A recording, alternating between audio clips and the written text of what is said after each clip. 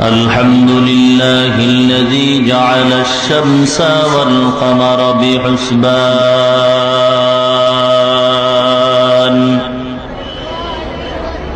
والنجم والشجر يسجدان وفضل زمانا على زمان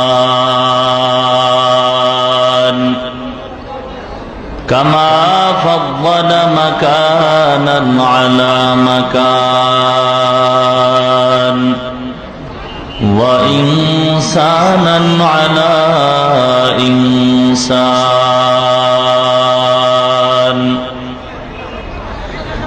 ونشهد أن لا إله إلا الله وحده لا شريك له لا جد له ولا ند له ولا مثل له ونشهد أن سيدنا وسندنا وحبيبنا وطبيبنا وطبيب قلوبنا ومولانا محمدا عبده ورسوله صلى الله تعالى عليه وعلى آله وأصحابه وبارك وسلم تسليما كثيرا الذي أرسله الله تعالى بالحق بشيرا ونذيرا وداعيا إلى الله بإذنه وسراجا منيرا أما بعد فأعوذ بالله من الشيطان الرجيم بسم الله الرحمن الرحيم والسماء ذات البروج واليوم الموعود وشاهد ومشهود قتل أصحاب الأخدود النار ذات الوقود إذ هم عليها قعود وهم على ما يفعلون بالمؤمنين شهود وما نقموا منهم إلا أن يؤمنوا بالله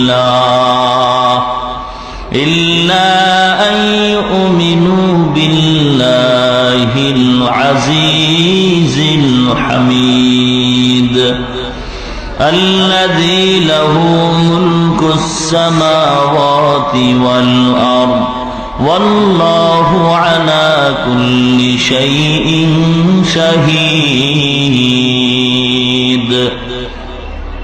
صدق الله مولانا العظيم وصدق رسوله النبي الكريم ونحن على ذلك من الشاهدين والشاكرين والحمد لله رب العالمين وقال رسول الله صلى الله عليه وسلم المؤمنون كرجل واحد إن اشتكى عينه اشتكى كله وإن اشتكى رأسه اشتكى كله أو كما قال النبي عليه الصلاة والسلام وقال تعالى في شان حبيبه ومحبوبه ومعشوقه ومقصوده مخبرا وآمرا ইন্নাল্লাহা ওয়া মালাইকাতাহু ইউসাল্লুনা আলান নবী ইয়া আইয়ুহাল্লাযীনা আমানু সাল্লু আলাইহি ওয়া সাল্লিমু তাসলিমা اللهم صل على محمد وعلى آل محمد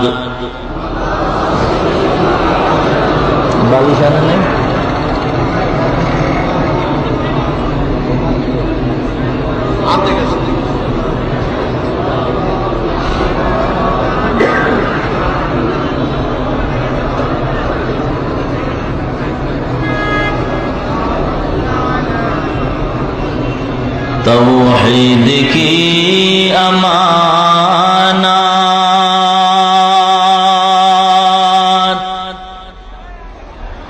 सीनों में है हमारा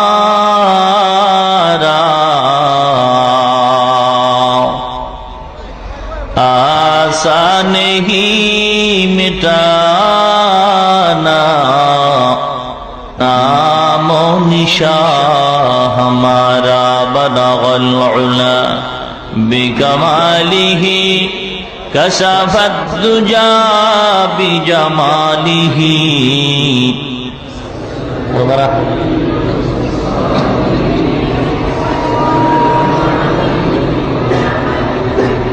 मोहब्बत अल्लाह पाकेर जिकिर करें ला इलाहा इल्लल्लाह ला इलाहा इल्लल्लाह ला इलाहा इल्लल्लाह ला इलाहा इल्लल्लाह ला इलाहा इल्लल्लाह ला इलाहा इल्लल्लाह मुहम्मदुर रसूलुल्लाह रब्बी अल्लाह ला इलाहा गैरुहु व नबीही मुहम्मद मुस्तफाहु दीनी अल इस्लाम दीनु मौक़हु अर्ज़ु कुफ़राना अफ़वन इंदहु मुक़तदा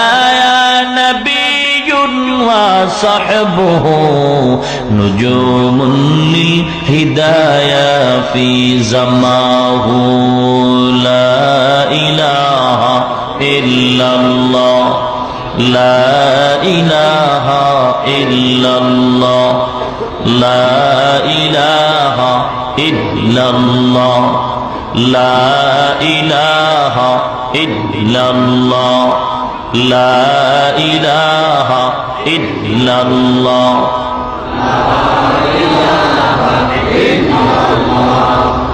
لا إله إلا الله لا إله إلا الله محمد رسول الله صلى الله عليه وسلم سبحانك لا علم لنا إلا ما علمتنا إنك أنت العليم الحكيم رب اشرح لي صدري ويسر لي أمري واحلل عقدة من لساني يفقه قولي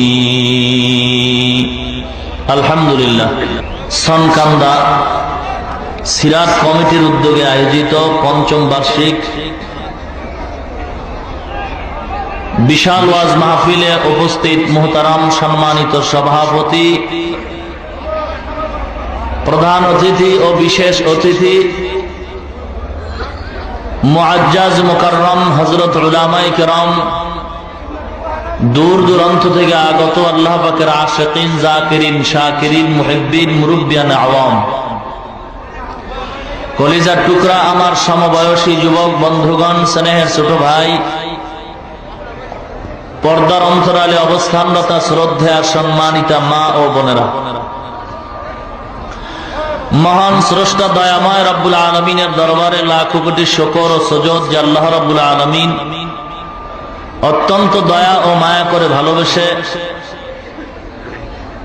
মহাগ্রন্থ পবিত্র কুরআনুল কারীম ও মহাবাণী পবিত্র হাদিস শরীফের আলোকে ইহকাল জীবনে শান্তি, পরকাল জীবনে মুক্তির সন্ধানে বেহেশতের বাগান, জান্নাতের বাগান, উলামায়ে কেরামদের মজলিস, আশিকিন জাকিরিনদের মজলিস তথা গুনাহ মাফের মজলিসে দুনিয়ার সমস্ত ঝামেলা থেকে হেফাজত করে 10 মায়ের 10 সন্তানকে আপন হয় একই জায়গায় জুড়ি মিলে বসার তৌফিক দান করলেন।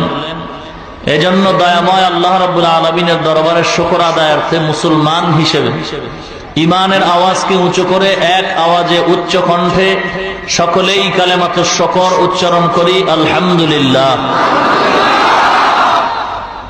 লক্ষ কোটি দরুদ ও সালাম বিশ্ব মানবতার কান্ডারি, বিশ্ব মানবতার মুক্তির দিশারি সৈয়দুল মুরসালিন, রহমাতুল লিল আলামিন, শফিউল মুযনিবিন, খাতামুন নবিয়্যিন, সৈয়দুস সাকালাইন, ইমামুল মুরসালিন, শফিয়ে আযম, রাসূল আকরাম, রহমত আলম, নবিয়ুল আরব ওয়াল আজাম, হাবিবে কিবরিয়া, আশরাফুল আম্বিয়া, সৈয়দুল আম্বিয়া, শফিয়ে মাহশর, সাকিয়ে কৌসর, আকায়ে নামদার, মদিনাহ কা তাজদার হযরত মুহাম্মদুর রাসূলুল্লাহ সাল্লাল্লাহু আলাইহি ওয়াসাল্লামের উপর সর্বোপরি শুকর যে আল্লাহ রাব্বুল আলামিন পৃথিবীর মুসলমানের ইমানের এক ক্লান্তি লগ্নে দ্বীনের এই আলোচনার প্যান্ডেলে বহু দূর থেকে বহু কষ্টকে উপেক্ষা করে আপনাদেরকে এখানে আল্লাহ ধৈর্যের পরিচয়ে উপস্থিত করায় দিলেন এবং আমাকেও বহু দূর থেকে দ্বীনের নিসবতে দুটি কথা বলার মানুষে সুস্থতার সাথে আপনাদের সামনে বসার তৌফিক দান করলেন। এজন্য পুনরায় উচ্চ কণ্ঠে শুকর আদায় করি, আলহামদুলিল্লাহ।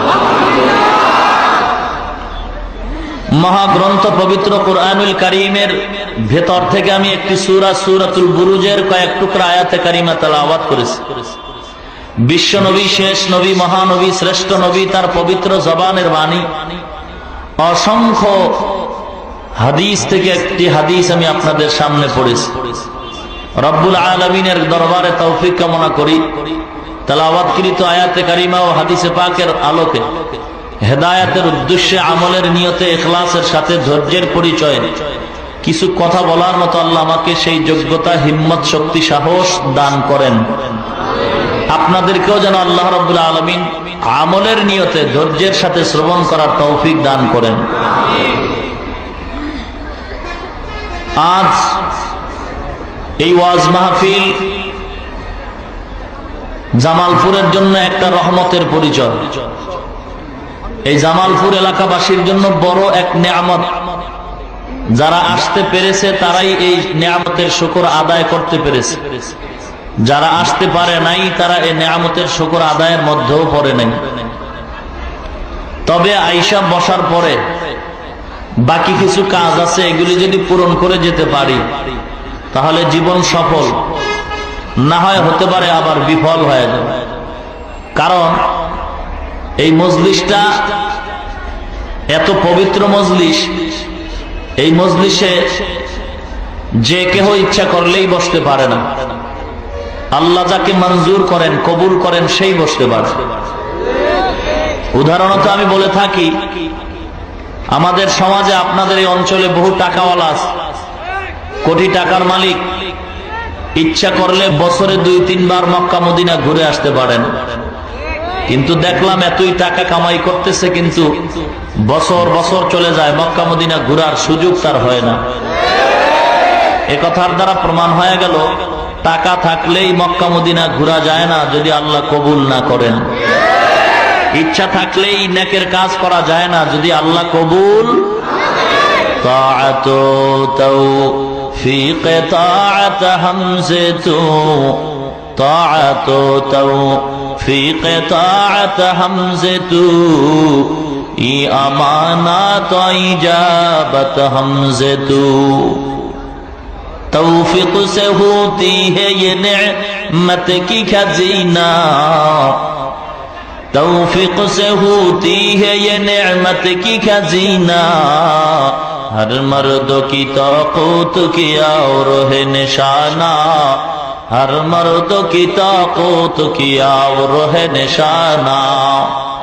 ऐ बंदे खुदा चाहगार उनकी मुलाकात, ऐ बंदे खुदा चाहगार उनकी मुलाकात, जल्दी से आ बैठे सुनो हजरत की नसीहत, जल्दी से आ बैठे सुनो हजरत की नसीहत। ओ दुनियार ईमानदार अल्लाहर গোলাম, দুনিয়ার কোন মানুষের যদি তৈলের প্রয়োজন হয় বাজারে যাও, তৈল দোকানে গেলে তৈল পাইবা। মাছ বাজারে গেলে মাছ পাওয়া যায়, তৈলের দোকানে গেলে তৈল পাওয়া যায়, চাউলের দোকানে গেলে চাউল পাওয়া যায়। একদল আল্লাহর গোলাম, ওরা দুনিয়া তালাশ করে না, ওরা আল্লাহরে তালাশ করে আর খুঁজে কয় কোথায় আল্লাহ পাওয়া যায়। ও আল্লাহর গোলাম, আল্লাহ যদি পাইতে চাও জামালপুরের তৈলের দোকানে আল্লাহ পাওয়া যায় না। এ মুসলমান ইমানদার, মাছ বাজারে গেলে আল্লাহ পাওয়া যায় না, কই তুই আল্লাহ পাবি কোথায় জানো? দেখ বাস স্ট্যান্ডের ভিতরে কোরআনের বয়ান হয়, উলামায়ে কেরামদের জবান দিয়ে পবিত্র দ্বীনের আলোচনা হয়। ওই মজলিসের ভিতরে গিয়ে যদি বসতে পারো, আল্লাহ পাক রব্বুল আলামিন ওই উলামায়ে কেরামদের বয়ানের ভিতরে আল্লাহর পরিচয় পাওয়া যায়, আমলনামার গুনাহ মাফ হয়, জান্নাতের টিকিট পাওয়া যায়। আয়ে বেরাদার দূরে বাসা দিয়ারে বদ, ইয়ারে বদ বদ তোর বুয়াদ আজমারে বদ মারে বদ তল হাতুরা বর যা জানাত, ইয়ারে বদ বর জানে ঈমানত জানাত। বলখের বাদশা ইব্রাহিম ইবনে আদহাম রাজার হালে রাজপ্রসাদে রাত্রিবেলা ঘুমাচ্ছেন, হঠাৎ করে আওয়াজ পাচ্ছেন ছাদের উপরে কে যেন ঠক ঠক করে হাঁটে। কে তুমি হাঁটো? এই গভীর রাত্রে আওয়াজ হয়। আপনি চিল্লেন না, আমি বড় বিপদগ্রস্ত মানুষ। কি বিপদ? বলে আমার হারানো জিনিস তালাশ করি। কি হারাইছে? বলে একটা ঘোড়া হারানো গেছে। ছাদের উপরে কেন? এই বোকা, ছাদের উপরে কি ঘোড়া খুঁজলে পাওয়া যাবে? ইব্রাহিম ইবনে আদহাম বলে, ও বোকা, ছাদের উপরে হাঁটলে ঘোড়া পাওয়া যায় না। অদৃশ্য থেকে আওয়াজ করে বলে, ইব্রাহিম ইবনে আদহাম, তুমি আমাকে বোকা বলছো। যদিও তুমি বলকের বাদশা, মূলত তুমি বড় বোকা। কারণটা কি? তুমি বাদশাহী পাইছো কিন্তু আল্লাহরে পাও নাই। ভালো করে শুনে নাও, ছাদের উপরে যদি হারানো ঘোড়া না পাওয়া যায়, ভালো করে মনে রাখবা, সাবধান, রাজার হালাতে ঘুমাইয়া, রাজপ্রসাদে ঘুমাইয়া, জাজিমের ভিতরে সুন্দর বিছানায় ঘুমাইয়াও আল্লাহ পাওয়া যাবে না। এই ইব্রাহিম, ছাদের উপরে যদি ঘোড়া না পাই, তুই এই সুন্দর বিছানায় মাওলার পাবি? এই ইব্রাহিম, তুই যদি মাওলাকে পাইতে চাও, এই পোশাকে মাওলাকে পাওয়া যাবে না। অহংকারের পোশাক শরীর থেকে নামায় দে, শরীরের মধ্যে তাকওয়ার পোশাক ঢুকাও, অহংকারের পোশাক নামাও। কারণ পোশাকের ভিতরেও অহংকার আছে। র্যাব বাহিনী যখন র্যাবের পোশাকটা পরে তখন তার গরম হয় শরীর। যখন বন্দনিয়া বাড়ি যায়, আর্মিরা যখন ছুটিতে বাড়ি যায়, পোশাকটা খুইলা ফেলায়, বাসে রওনা হয়, তখন তার ওই রকম গরম আর থাকে না, সাধারণ মানুষের মতো মেজাজটা নরমাল হয়। যখন র্যাবের পোশাকটা ঢুকায়, তখন মন মেজাজ এতই গরম হয়, সাধারণ অন্যায়টাকেও বড় কইরা দেখে, মনে করে যেন ক্রস ফায়ার করি। পোশাক গরমের পোশাক। এই ইব্রাহিম, অহংকারের পোশাক নামাও। ইব্রাহিম কয়, এমন একটা আওয়াজ দিল কে? প্রহরীরা চতুর্পার্শ্বে পাহারা দিচ্ছে। উঠলেন ঘুম থেকে, উঠার পরে মনে একটা চোট লাগলো। হেদায়েতের মালিককে, من يهده الله فلا مضل له ومن يضلله فلا هادي له।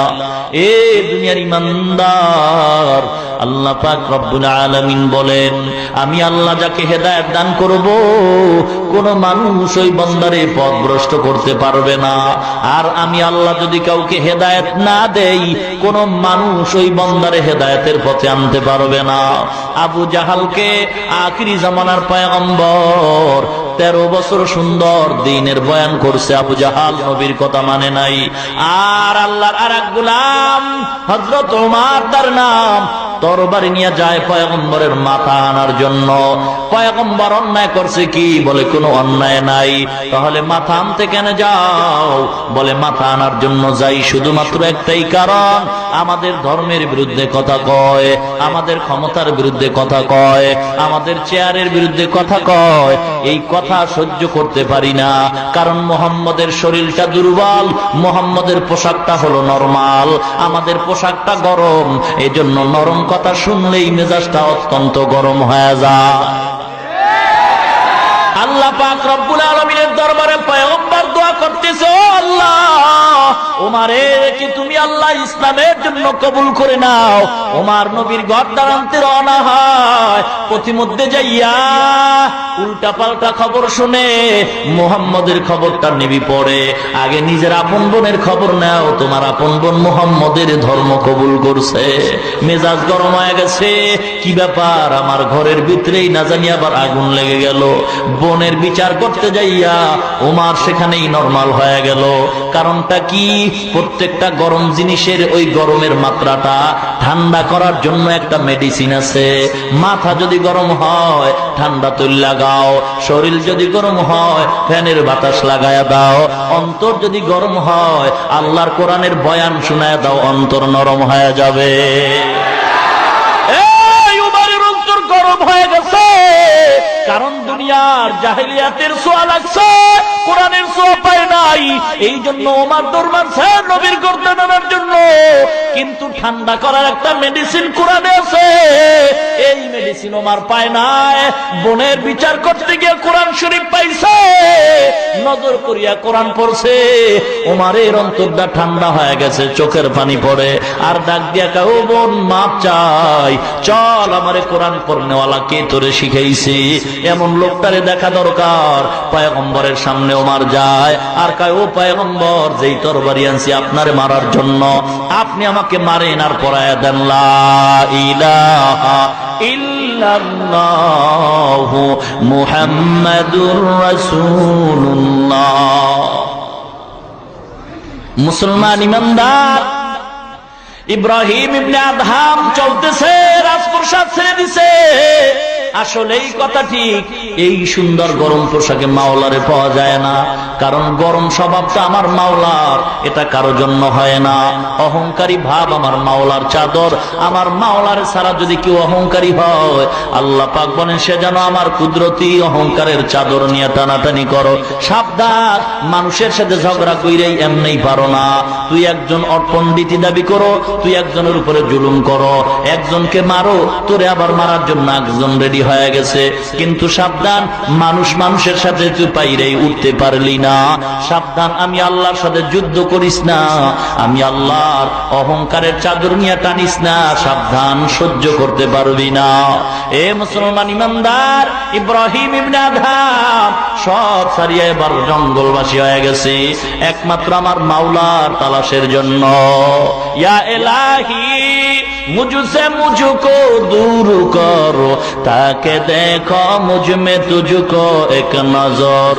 या इलाही तू मेरा सत्तारो है, या इलाही तू मेरा गफ्फारो है। মুসলমান ইমানদার আল্লাহর গোলাম, এই যে দ্বন্দ্ব বিদ্বন্দ্ব, মানব সৃষ্টির শুরু মানব আবুল বাশার পয়গম্বর আদম আলাইহিস সালামকে আল্লাহ বানাইছেন। আদমকে বানাবার পর হকের দাওয়াত দেওয়ার জন্য আল্লাহ দুনিয়ায় প্রেরণ করেছেন। এর পাশে আবার আল্লাহ বাতিলদের পক্ষে শয়তানরে দাঁড় করায় দিছেন। আল্লাহ পাক রব্বুল আলামিন হক আর বাতিল লাগায় দিয়েছেন দুনিয়ায়। কারণটা কি জানো? দুনিয়াটা একটা পরীক্ষার হল। এই পরীক্ষায় যদি পাশ করো বান্দা জান্নাত পাইবা, যদি ফেল করো জাহান্নামে যাইবা। কেমন সেই জান্নাত?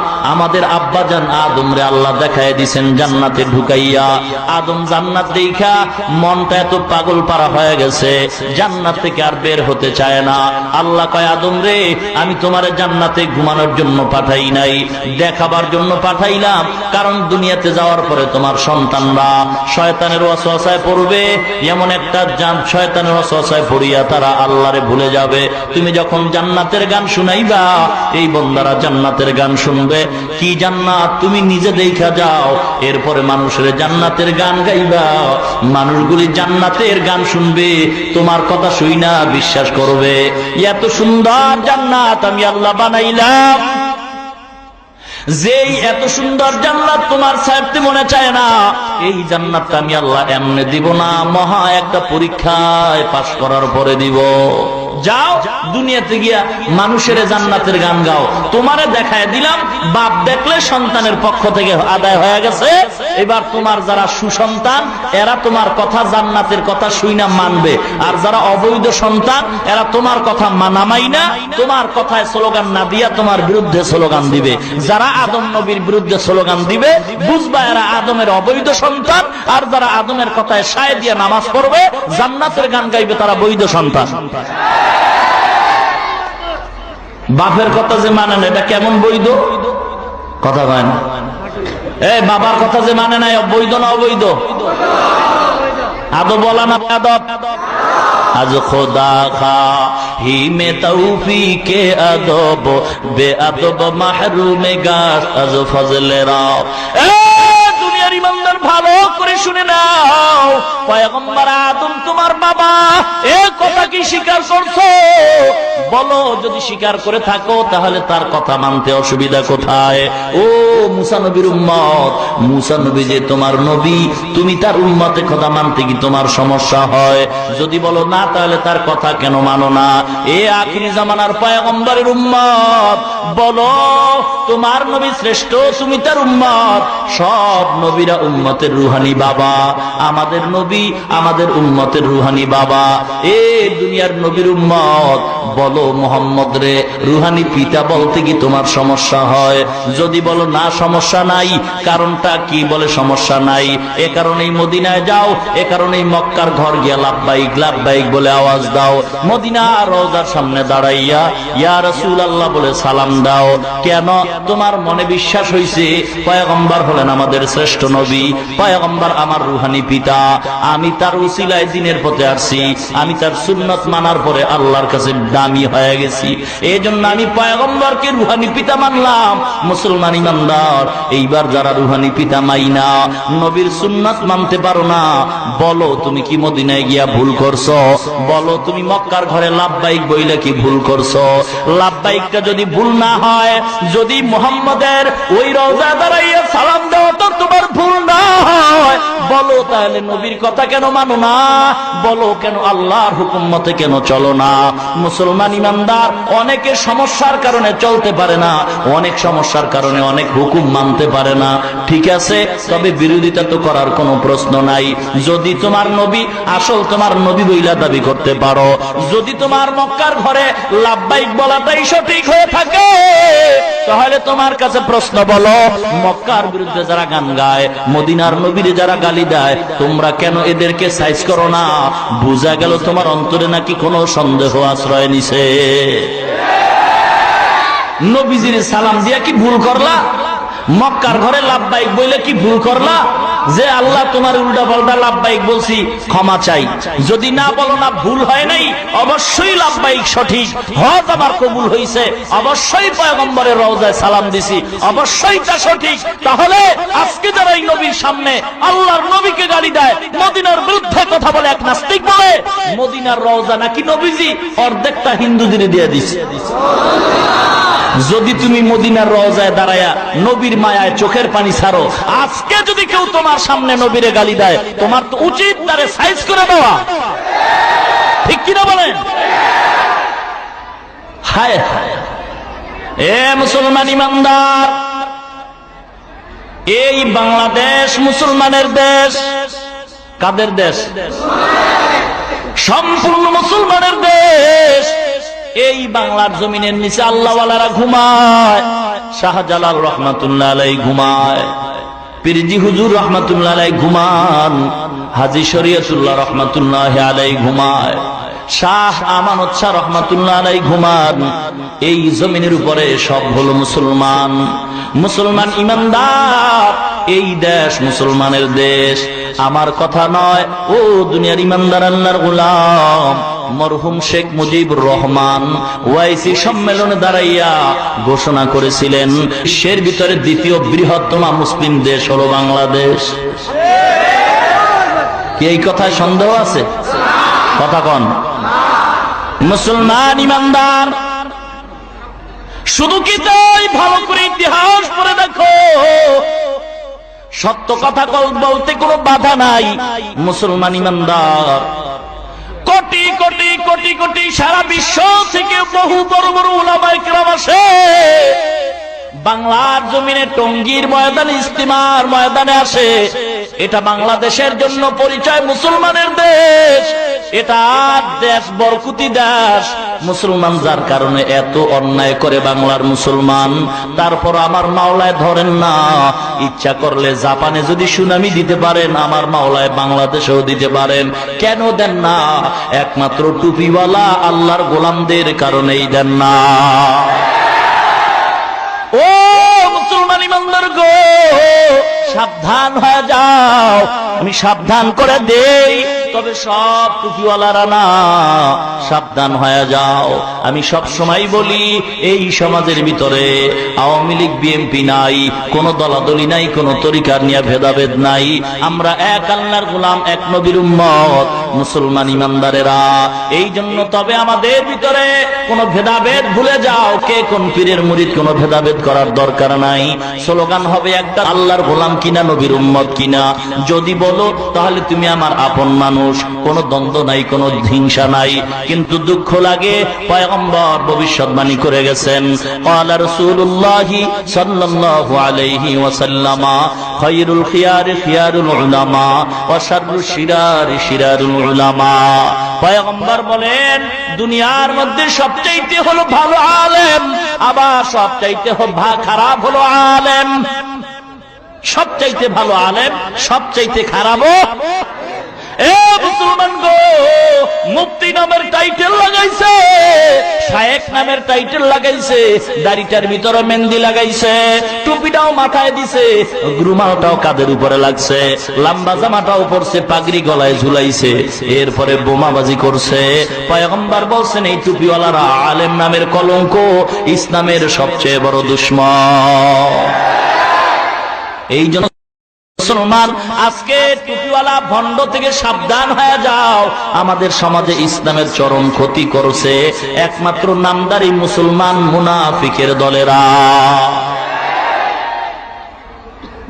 রাজনৈতিক ময়দানে ভণ্ডের অভাব নাই, পীরের ময়দানে ভণ্ডের অভাব নাই, বক্তার প্যান্ডেলে ভণ্ডের অভাব নাই। চিনবা কি করে মুসলমান? সব সময় আমি উদাহরণ দিয়া বলি, বাজারে স্বর্ণ বিক্রি হয়, একই কালারে সিটি গোল্ড বিক্রি হয়, দোনোটার কালার এক, দাম ভিন্ন। কিভাবে চিনবা? চিনার মতো কোন কষ্টি পাথর আছে না নাই? কষ্টি পাথর লাগায় ঘষা দাও, কোনটা সিটি গোল্ড কোনটা স্বর্ণ পরিচয় হয়ে যাবে। ও মুসলমান ইমানদার, টুপিওয়ালা সবাই ঠিক আছে, একদল ভেজাল আর একদল হলো আসল। একদল ভেজাল, টুপি মাথায় দেয়, দাড়ি রাখে, লম্বা জামাও পরে, আবার মাঝে মাঝে দুনিয়ার ইহুদিদের থেকে টাকা খাইয়া বোমাবাজিও করে, ইহুদির পক্ষে কথা কয়, মাদ্রাসার বিরুদ্ধে কথা কয়। কেন? মুসলমান গো, তার ইমানটা ইহুদিরা কিনিয়ে নিছে। মুসলমান ইমানদার, আর এই সমাজের ভিতরে মুসলমান, এই টুপিওয়ালাদের কারণেই সাধারণ মানুষ আজ দ্বিধা দ্বন্দ্বে পড়ে আছে। ও মুসলমান ইমানদার, এগুলি কি এখন চিনবেন কি করে? সব টুপিওয়ালারা খারাপ নয়, এই এখানে যারা আসছেন কেউ খারাপ নয়।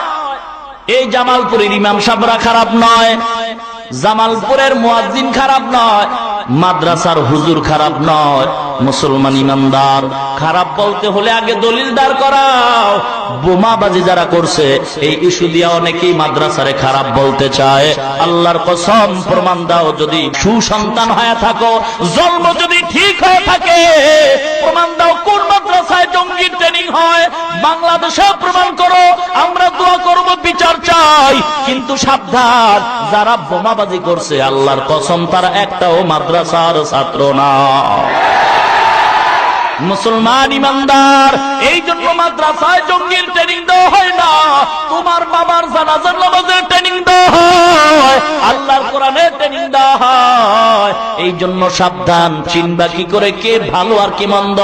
কষ্টি পাথর হাতে নাও, একমাত্র আল্লাহর কোরআন পয়গম্বরের সুন্নাত দিয়া যাচাই করো কোন টুপিওয়ালা ভালো আর কোন টুপিওয়ালা খারাপ।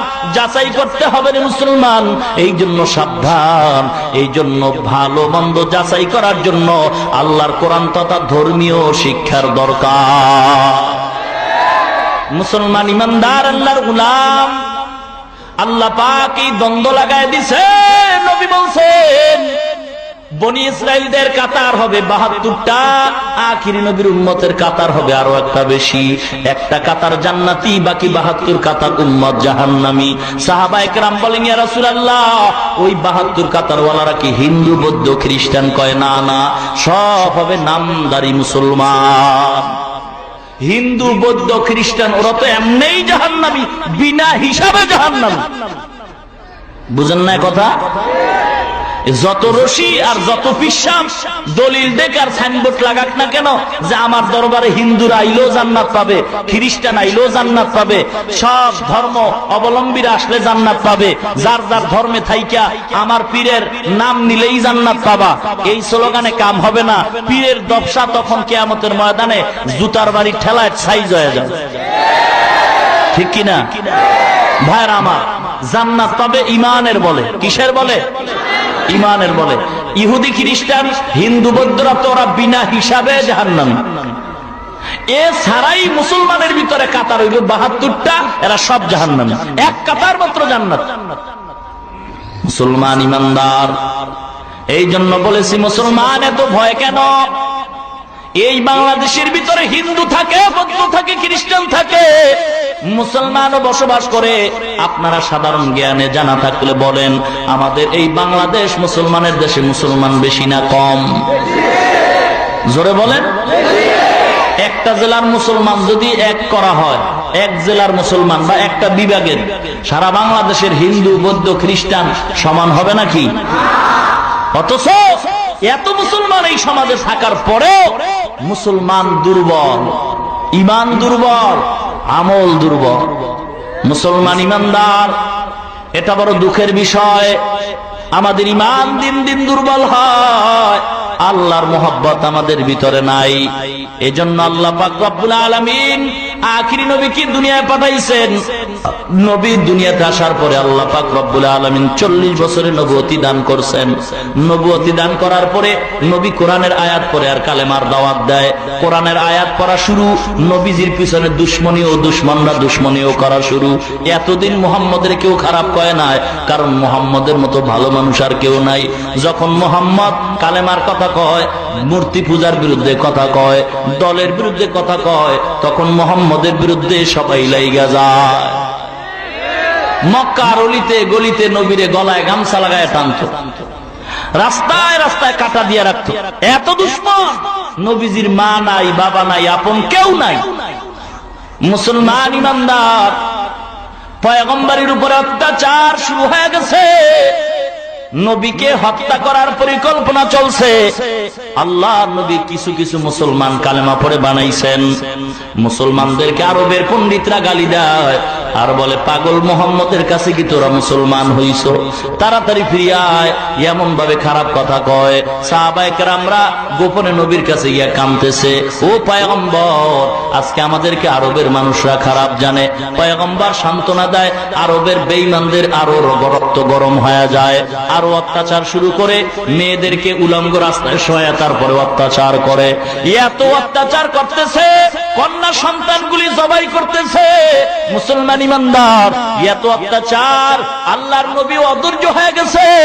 আল্লাহ নবীর উপরে এত বিপদ, আল্লাহ পাক আমার নবীর সান্ত্বনা দিয়া বলেন, ও পয়গম্বর, বিপদ আপনার একা নয়, আপনার আগের নবী ঈসা নবীরও বিপদ ছিল।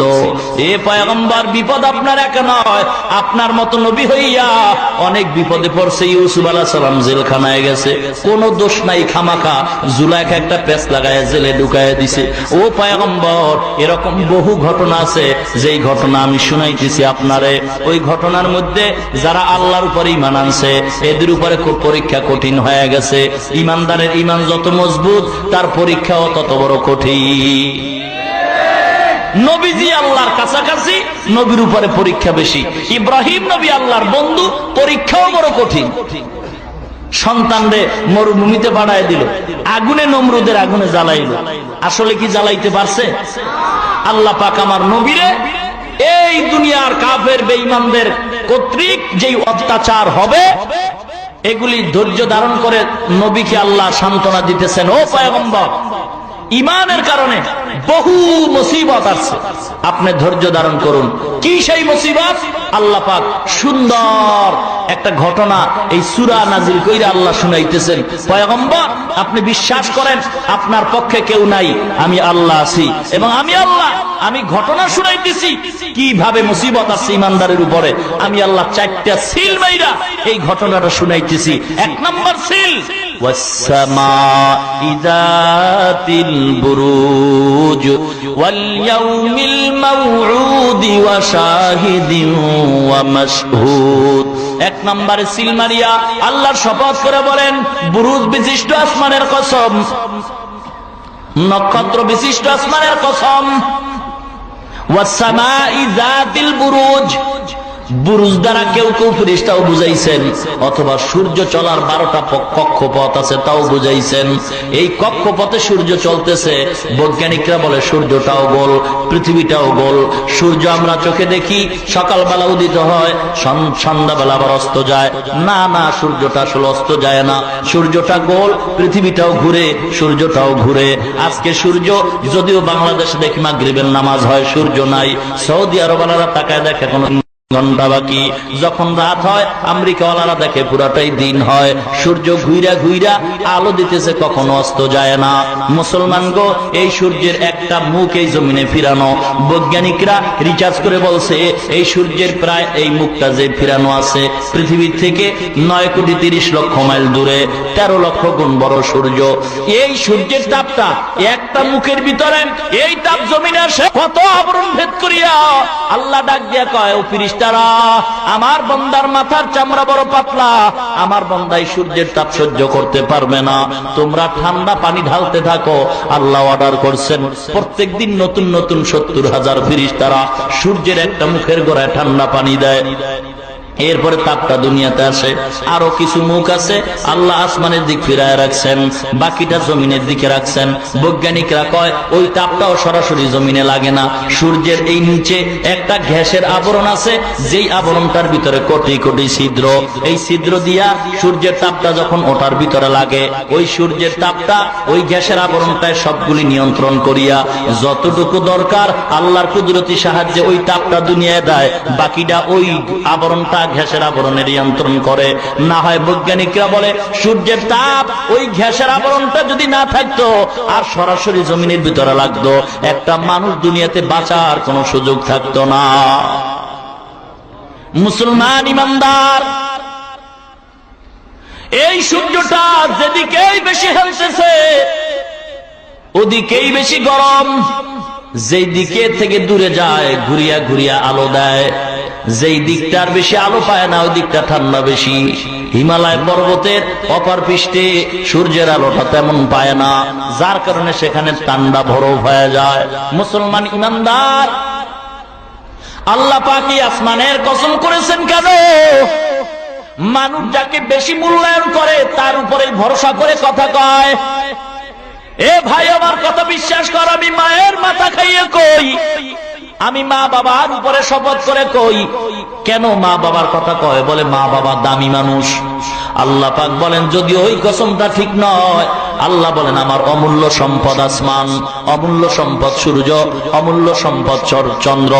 এই অমূল্য সম্পদ আমি আল্লাহ পাক রব্বুল আলামিন এই অমূল্য সম্পদের কসম খেয়ে বলি, এই অমূল্য সম্পদ চন্দ্র, সূর্য, আসমান, যে আসমান আমি আল্লাহ বিনা খুঁটিতে টানায় রাখলাম। আল্লাহ পাক বলেন ওয়াসসামা ইযাতিল বুরুজ, আমি আল্লাহ বুরুজ বিশিষ্ট আসমানের কসম খেয়ে বললাম। ওয়াল ইয়াউমিল মাউউদ, প্রতিশ্রুতি দিনের কসম। প্রতিশ্রুত দিন হলো কিয়ামতের দিন। ও দুনিয়ার ইমানদার, কিয়ামতের দিন বড় কঠিন দিন, যেই দিন সাধারণ মানুষগুলি পর্যন্ত বেহুশ হয়ে যাবে। শুধু তাই নয়, আমার আল্লাহ দুইজন ফেরেশতা পাঠায় দিবে।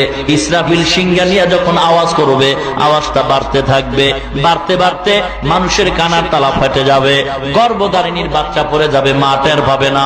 এত কঠিন অবস্থায় আল্লাহ পাক দুইজন ফেরেশতা বের করে দিবে। এ ফেরেশতারা যাও, একজন ফেরেশতা পিছনে যাও, আর একজনের সামনে থাকো, আর মানুষগুলির হাসরের ময়দানে নিয়ে আসো, আমি আল্লাহর বিচারালয় হাজির করে দাও, আমি আল্লাহর আদালতে এনো। আল্লাহর আদালত কোথায় হবে? মুসলমান মুফাসসিরিনে কেরাম বলেন কিয়ামতের ময়দানে আল্লাহর বিচারের আদালত হবে সিরিয়ার জমিনের ভিতরে। সিরিয়ার জমিন হবে আল্লাহর বিচারালয় আদালত। আল্লাহ সেখানে দাঁড়ায় দুইজন ফেরেশতা সব মানুষগুলির ধাওয়া কইরা সিরিয়ার জমিনে হাজির করবে। হাজির করার পরে আল্লাহ পাক কঠিন একটা আওয়াজ দিবেন, লিমানিল মুলকুল ইয়াউম লিল্লাহিল ওয়াহিদিল কাহ্হার। আজকের রাজত্ব কার? এই দুনিয়াতে 3 দিনের ক্ষমতা পাইয়া মনে করছো তোমার চেয়ে বড় আর কেউ নাই। আসো এই কিয়ামতের ময়দানে, আজ এই দিনের রাজত্ব কার? আল্লাহর আওয়াজটা এত ভয়ঙ্কর হবে, সাধারণ মানুষ তো দূরের কথা, বেঈমান নাফরমান মুমিন দূরের কথা। এই আওয়াজটা পাওয়ার পরে হাসরের সমস্ত নবীরা পর্যন্ত বেহুশ হইয়া একটা পায়ের তালুর উপরে দাঁড়ায় থাকবে 50,000 বছর। 50,000 বছর কঠিন অবস্থা হবে সেই সময়। আল্লাহ বলেন ওই দিন আপন কেউ থাকবে না, আপন থাকবে নেক আমল। নবীরা যদি 50,000 বেহুশ হয়ে 1000 বছর বেহুশ হয়ে থাকে, এই বেটা পীরের অবস্থা কি হবে? যেই ভণ্ড পীরে কয় আমার দরবারে যদি টাকা দেয়, আমার দরবারে যদি আসো, নামাজ না পড়লেও জান্নাতে নিয়ে যাব। এ পীর তোর কি খবর আছে? তোর পীরে পীর আল্লাহ তক্তা বানাইব। এ পীর তুই কোত্থেকে পাওয়ার পাইছো? এই পাওয়ার পাইয়া আজকে বেনামাজিরে জান্নাতের টিকিট দিতেছ নামাজ ছাড়া। এ ভণ্ড শুনিয়া রাখ, তোর মতো ভণ্ড পীরের কারণে আজকে সাধারণ মানুষগুলি বিপদগামী হইতেছে, ঠিক কিনা? মুসলমান ইমানদার, দুঃখ লাগে এই দেশের মানুষগুলি এরপর কেন দৌড়ায়? কারণ হইল বাংলাদেশের মানুষগুলি ধর্ম ভীরু। এত সুন্দর দিনের জন্য মায়া অন্য দেশের ভিতরে নাই। যদিও ছেলেটা দাড়ি রাখে না, যদিও ছেলেটা নামাজ পড়তে পারে না, কিন্তু ইসলামের মায়া এত বেশি, যে কারণে ওয়াজ মাহফিলে বসে, যে কারণে আলেমরা ডাকলে যায়, যে কারণে পিসাবরা ডাকলে যায়, পীরের মহব্বত করে। কিন্তু পীর যে এত ভণ্ড এটা তো সাধারণ মানুষ বুঝে না। না বুঝার কারণে এই সাধারণ মানুষটা পীরের দরবারে যাওয়ার পরে এমন মন্ত্র পড়াইয়া, এমন হালুয়া খাওয়াইয়া দেয়, যার কারণে দেখা যায় পীরের ভক্ত হইয়া নিজেও যায়, নিজের বউ পাঠায় দেয়, আর যত হাদিয়া তোহবা সব ভণ্ডের দরবারে পাঠায়। পীরের বাবা ডাকতে ডাকতে নিজের আপন মা বাপ ভুলে গেছে। বাবার দরবারে গরু নিয়ে যায়, অথচ একটা বছরে আপন মা বাবা 5 কেজি গোশত খাইতে পারে না। মুসলমান ইমানদারেরা, এই জন্য আগেই বলেছি, এখনো বলি, সব সময় বলতেছি, বর্তমানে টুপিওয়ালা ভণ্ড থেকে সাবধান। মুসলমান ইমানদার, টিভির চ্যানেলে এক টুপিওয়ালা বয়ান করে কয় কোরআন শরীফের অর্থ যদি না পারো পয়রা কোনো লাভ নাই। এই টিভির চ্যানেলের ভিতরে বক্তায় বয়ান করে টুপিওয়ালা, আর বলে কোরআনের অর্থ যদি না পারো পয়রা কোনো লাভ নাই। দিল এক প্যাচ লাগায়া, কঠিন প্যাচ। এই প্যাচ উঠাবার কোনো সুযোগ নাই।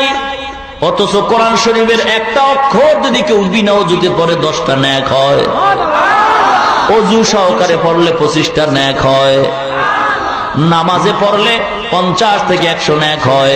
যেই টুপিওয়ালা টিভির চ্যানেলের মধ্যে বইলা সাধারণ মানুষের পেছ লাগায় দিল, মুসলমান এই টুপিওয়ালা আসলে মুসলমানের ভালো চায় না, ওই ইহুদির দালাল হইয়া টাকার লোভে পইরা দ্বন্দ্ব লাগা। কারণ ইহুদিরা মুসলমানের চিরন্তন দুশমন, ওরা যতই মুসলমানের পাশে এসে দাঁড়াক না কেন, উদ্দেশ্য ওদের খারাপ। ইহুদিরা যেখানেই গেছে সেখানেই পেছ লাগাইছে, আর পেছ লাগানোর মূল যারে ক্ষতি করব ওর আপন একটা দুর্বল পয়েন্ট ধইরা ক্ষতি করে। এ মুসলমান ইমানদার, চেয়ারম্যানের যদি দুর্বল করতে হয়, কিছু মানুষ আছে ওর বউর সাথে সম্পর্ক করায়, গিয়া ম্যাডাম রে কয়, ম্যাডাম আমি গরিব, আমারে টাকা দাও। ম্যাডাম চেয়ারম্যানের কয়, চেয়ারম্যান মাথা নত হয়ে যায়। প্রত্যেকটা মুসলমান আজকে দুর্বল হওয়ার কারণ হলো ইহুদি খ্রিস্টানরা মুসলমানের টাকা দিয়া কিনছে, যার কারণে এই বাংলাদেশের মধ্যে দাঁড়াইয়া কোন খ্রিস্টান আমার নবীর বেয়াদব বলার সাহস পাইতো না। এ মুসলমান গো, বাংলার জমিনে দাঁড়াইয়া ইহুদি খ্রিস্টান বৌদ্ধ হিন্দু কেউ কোরআনের বিরুদ্ধে কথা বলার সাহস পাইতো না। কোন হিন্দুরা আদালতে মামলা দিবে দূরের কথা, কুরবানির বিরুদ্ধে কথা বলার সাহস পাইতো না। কেন পাইছে? একমাত্র নামদারি মুনাফিক মুসলমানের কারণে পাইছে।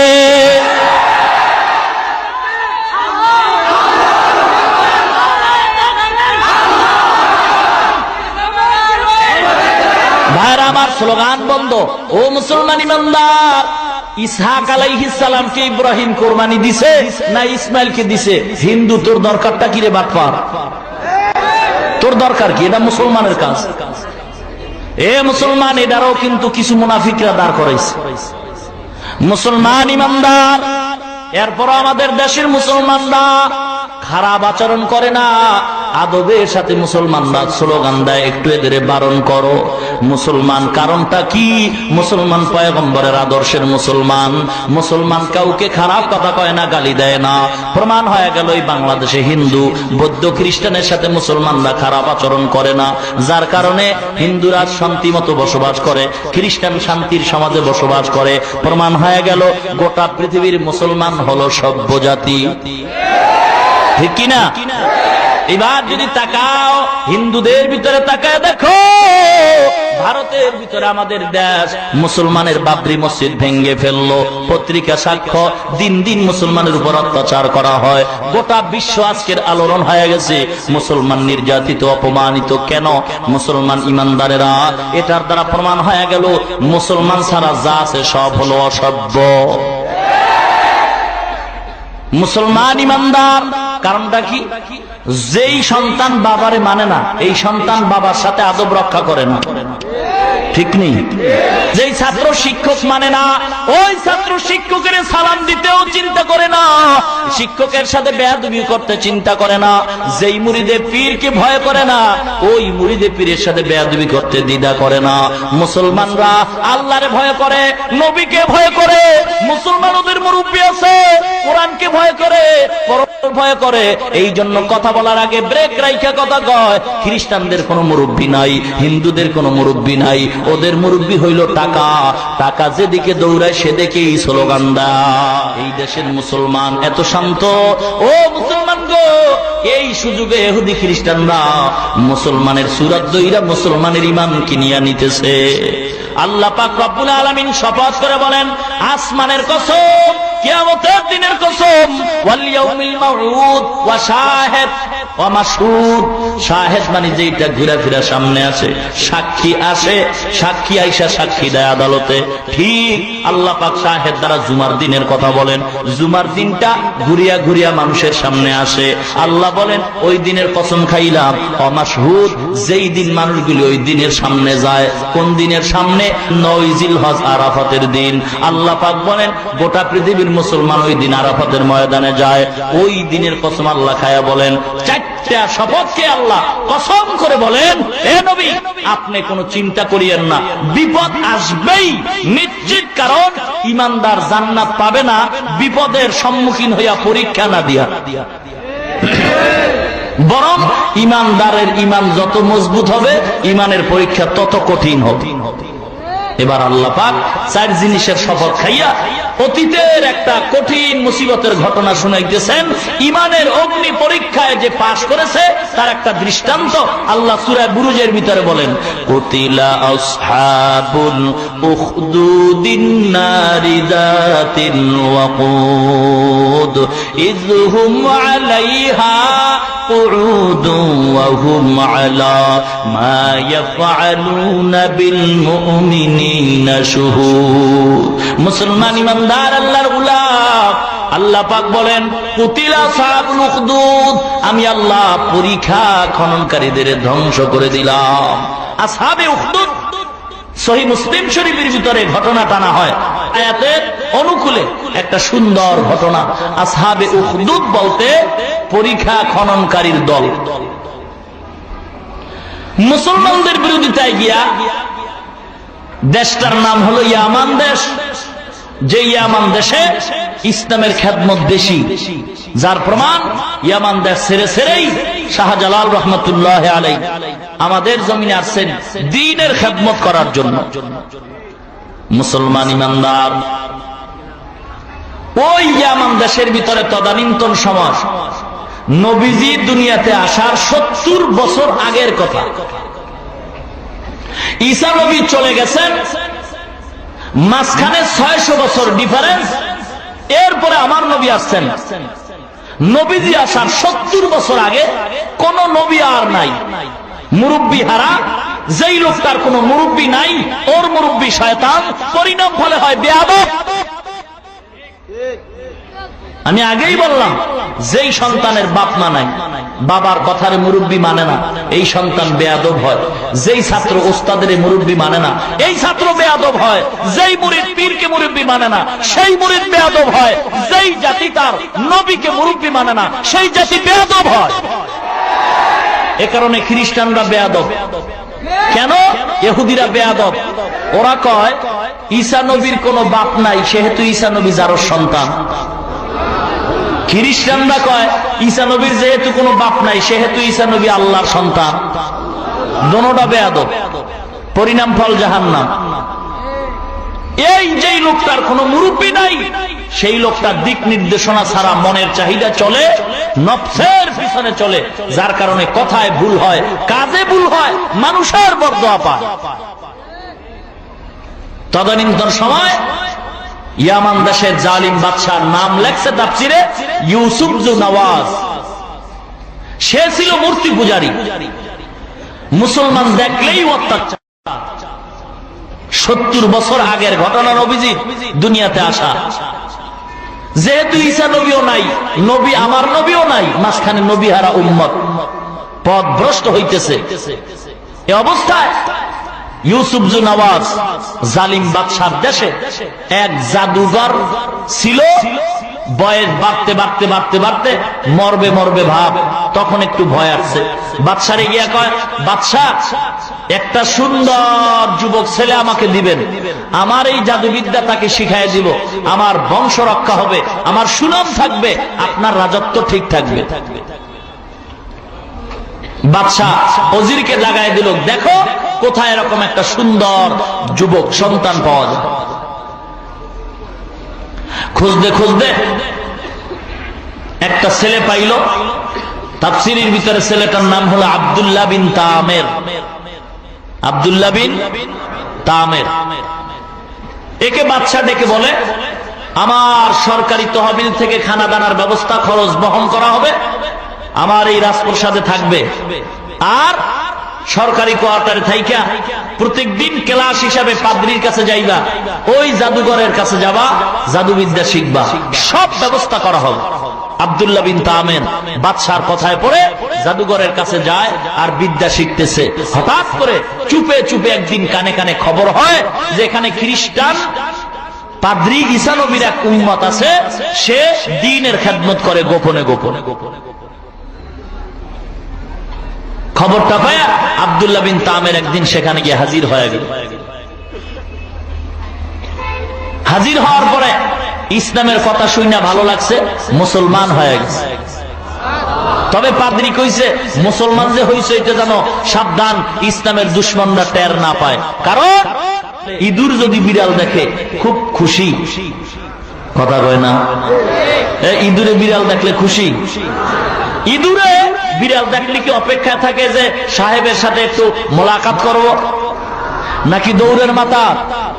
মুসলমান ইমানদারেরা ইঁদুরে বিড়াল দেখলে যেমন মেজাজটা খারাপ হয়, যেমন ভয় হয়, এ মুসলমান গো, আল্লাহর দুশমন, নবীর দুশমনরা, পয়গম্বর হারা উম্মত, শয়তানের বন্ধুরা আল্লাহর কোরআন শুনলে, ওয়াজ মাহফিল শুনলে, টুপিওয়ালা দেখলে, আলেম দেখলে, কোরআনের বয়ান শুনলে তেমন বড় ভয় পায়। ইমানের শক্তি নিছে, একটা পাথর হাতে নিছে, আর গোপনে বলে আল্লাহ, পাদ্রীর ধর্মই যদি সত্য হয় তাহলে আমি পাথর মারার সঙ্গে সঙ্গে যেন সাপ মারা যায়। বিসমিল্লাহ বলিয়া আব্দুল্লাহ বিন তামের যখন কঙ্কর নিক্ষেপ করছে, সঙ্গে সঙ্গে সাপ রাস্তায় মারা যায়। মানুষের কানে মুখে আওয়াজ হয়ে গেছে, যুবক ছেলের ভিতরে মাল আছে। এ মনে করছিলাম এই টুপিওয়ালার ভিতরে কিচ্ছু নাই, কিন্তু না না, এত ডাক্তার দেখাইলাম রক্ত ভালো হয় না। ওই টুপিওয়ালা ইমাম সাহেব পানি পড়া দিছে, পেট ব্যথা ভালো হয়ে গেছে। আছে না না? কথা কর মুসলমান ইমানদারেরা। কারণ যার ভিতরে কোরআন আছে, যার ভিতরে পয়গম্বরের সুন্নাত আছে, তার উপরে মাওলার রহমত আছে। আল্লাহ পাক তার হেফাজত করে, আল্লাহ তার ইজ্জতের গ্যারান্টি দিয়া দেয়। এ যুবক, আজকে মাদ্রাসায় পড়ে ঠকি নাই, ও মুসলমান যুবক, পায়ে হাত দিয়ে বলে যায় কোন দিন যেন মরণ হয়। এ যুবক ভাই গো, আজকে যৌবনের তাড়নায় দাড়ি কামাইছো, যৌবনের তাড়নায় তুমি শার্ট প্যান্ট পরে রাস্তায় ঘুরো। এ যুবক ভাই, আমি তো যুবক মানুষ, আমিও তো যুবক সন্তান, ইচ্ছা করলে আমিও তো পারতাম দাড়ি কামাইতে। মনে করছো কি আমাদের টুপিওয়ালাদের যৌবন নাই? আল্লাহর কসম, তোমাদের যতই যৌবন আছে এর চাইতে আমগো টুপিওয়ালা গো যৌবন অনেক বেশি। কেন? এ ভালো করে রেকর্ড করে নে এ মুসলমান যুবক, কারণ অনেক ক্ষেত্রে দেখা যায় এ যুবক তোমাদের যৌবন অনেক জায়গায় মাঝে মাঝে টাকায় বিক্রি হয়, টুপিওয়ালাদের যৌবন কোথাও টাকায় বিক্রি হয় না। কথা সত্য না মিথ্যা? রেকর্ড করেন, উল্টা পাল্টা আবার ফেস লাগেন না। মুসলমান ইমানদারেরা কয় হুজুরেরা বউ এত ভালো পায় কেন?